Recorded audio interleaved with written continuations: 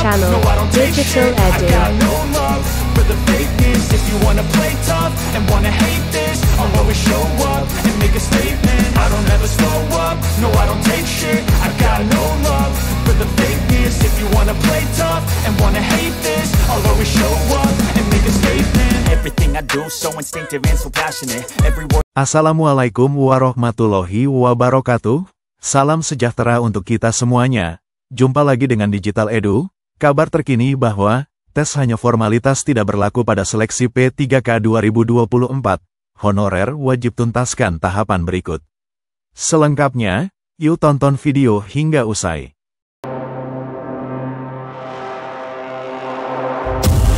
Pelaksanaan tes seleksi P3K 2024 hanya formalitas tidak berlaku bagi pelamar yang berstatus tenaga honorer. Jadi, saat ini jika ada pernyataan tes seleksi pegawai pemerintah dengan perjanjian kerja atau P3K 2024 hanya formalitas, maka itu tidak benar. Jadi, saat ini jika ada pernyataan tes seleksi pegawai pemerintah dengan perjanjian kerja atau P3K 2024 hanya formalitas, maka itu tidak benar. Jadi, mengenai tes seleksi P3K 2024 yang diperuntukkan bagi tenaga honorer bukan lagi formalitas. Aris Windianto menyampaikan banyak hal terkait pengadaan P3K di tahun ini. Pertama, ia menjelaskan pelamar yang bisa mendaftar seleksi ditentukan oleh beberapa kategori.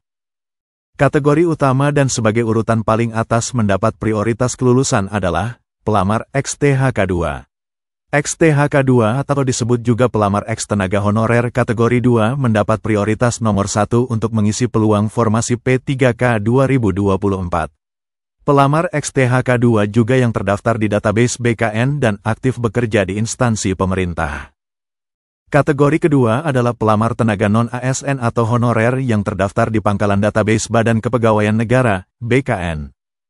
Kategori ketiga adalah pelamar tenaga honorer yang aktif bekerja minimal 2 tahun terakhir secara terus-menerus.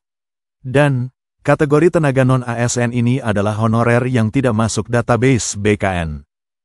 Lalu, mengenai tes seleksi bukan formalitas, Aris menegaskan hal ini, yaitu tenaga honorer harus menuntaskan kewajiban dan memenuhi syarat yang ditentukan.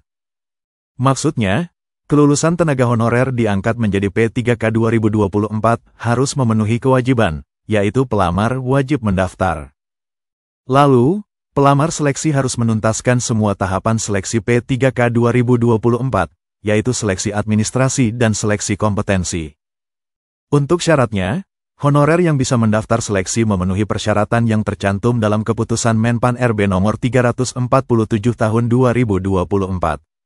Keputusan tersebut berisi tentang mekanisme seleksi P3K tahun anggaran 2024. Demikian kabar hari ini, semoga bermanfaat. Terima kasih sudah menonton Digital Edu.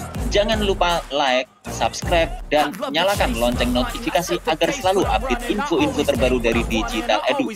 Semoga kita diberi kemudahan dan kelancaran dalam segala urusan, diberi kesehatan, rezeki yang berkah, dan panjang umur.